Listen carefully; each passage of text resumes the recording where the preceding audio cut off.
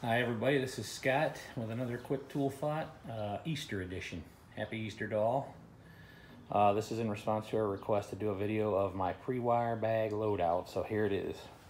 All the tools you see go in that Makita bag right there, of which I don't have the tools anymore. I found them to be of inferior quality, at least back when I bought it, which was probably 10 years ago. But the bag is a great Prewire bag. I just grab that and walk in, and that's all I got to take in. So that's why I have it. So let's start just going through the pile. I got a power splitter. Everybody knows we all need those. You'll go to a job site, they'll have one extension cord run into the power pole out front on a new residential Prewire, and everybody's plugged into it, so you got to have your own.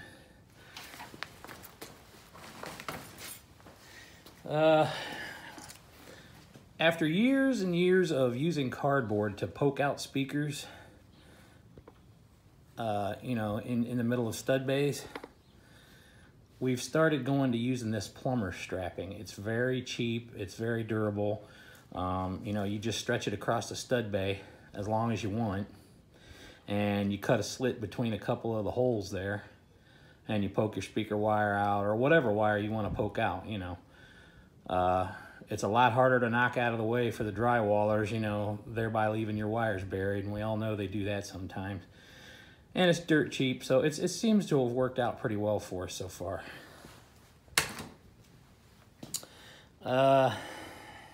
Got a lot of these large Forstners. For years we've been using these to drill large holes in the bay at the top of where the head end's going to come down into a closet or whatever. And they make nice holes, but they will beat the hell out of your drill. And as you can see, you hit a nail one time and the tooth is pretty much shot. It's gotten a lot easier to use these. We used to try and do it with just a standard cordless drill there. But when Milwaukee came out with the whole hog cordless here, it's made it a lot easier. But there's just a lot of cutting force there, with this tooth and then the other ones. And it still bogs the whole hog. Now, I haven't tried it with a deep discharge battery yet. Those aren't in the budget right now. They're 170 bucks a piece, but one day I'll have those. But we've switched to what's called I believe they're called big hogs. What it is it's kind of like a supercharged hole saw with one or two carbide cutting teeth on it, and it really takes a lot of the strain off your drills, and it cuts real nice holes, and it's quick. So we've switched to those. These are probably going to get retired. We use a lot of corkscrew bits, auger bits, or ship augers, whatever you want to call them. I've got, a short kit of these, which works nice with the hog here, getting into tight spaces. Or you can, add these quick extenders onto them and get just about anywhere you want. Like I said, half the time I don't even have to get up on a ladder when I'm popping through ceiling caps, because I can add as many of these extensions on as possible as I want. So we use those.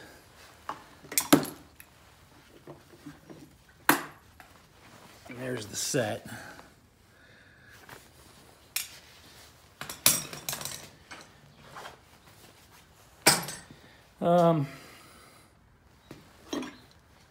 As far as power tools on the job, we use a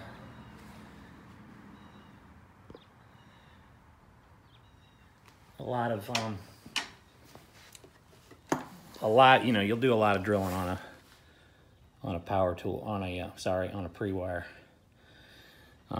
This is used, I chuck this up to flex bits, the 18-inch long, either 3/8 or 1/4 inch flex bits. That's basically its only purpose on the Prewire. And the whole hog here is used for just about everything else. This thing is really Made my life a lot easier. I got a little hacksaw for, you know, cutting and whatever. Just the 12 volt. This is like the Gen 1 version of it. It still works good. I got no issues with this at all. I've also got the Generation 1 Milwaukee screw gun. It's still kicking. Like I said, I don't like to take my good tools in on a rough end. So I use this one I've had for a long time on the Prewires. Now, believe it or not, laugh if you want, this Craftsman Hammerhead auto hammer comes in handy a lot. I've had electricians say, wow, man, I really need to get one of those. When you got to nail a clip into a real tight spot to, you know, to hold a wire down, this thing really shines. You know, don't get your fingers in the way, though, because it hurts, fellas. Got them various batteries. You know, one for the auto hammer, a couple for the Milwaukee 12 volt deals. Got the chargers for each one of them.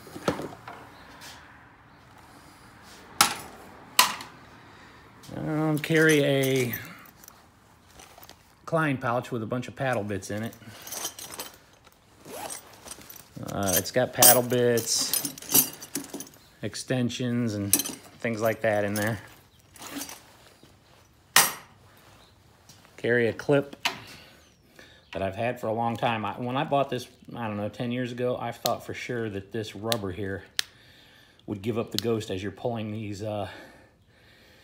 zip ties out of it. But it's nice. It clips to your belt. It rotates 360.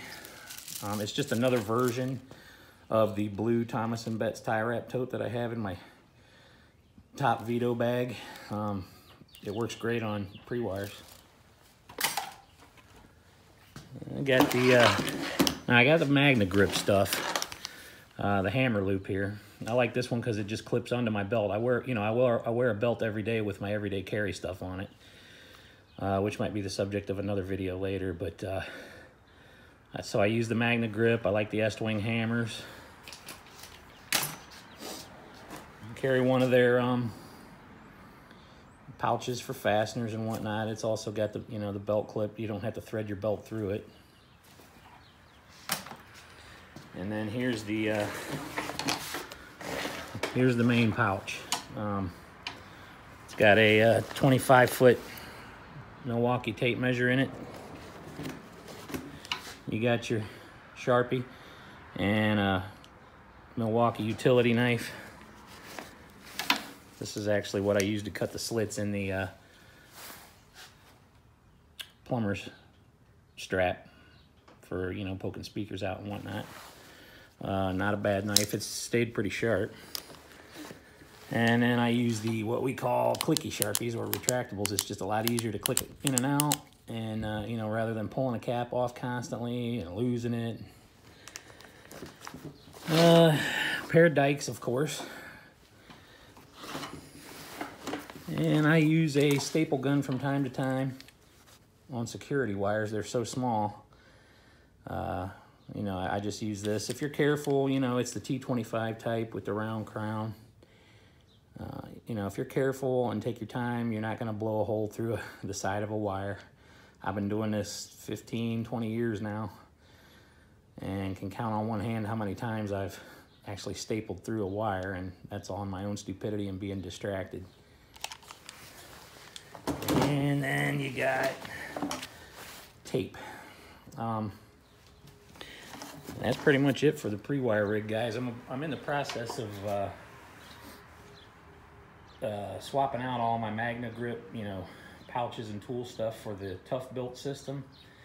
If you've never heard of it, check it out at Menards or online. They've got an ingenious system where you clip a cleat to your belt, and then the Tough Built stuff just kind of snaps on there. So like if you're working, you don't want to have to unbelt your whole rig. You just unclip them off your belt, and then the cleat stays on your belt, and then you just go and come back and clip it on. It's real easy. The stuff's very heavy duty built, sorry.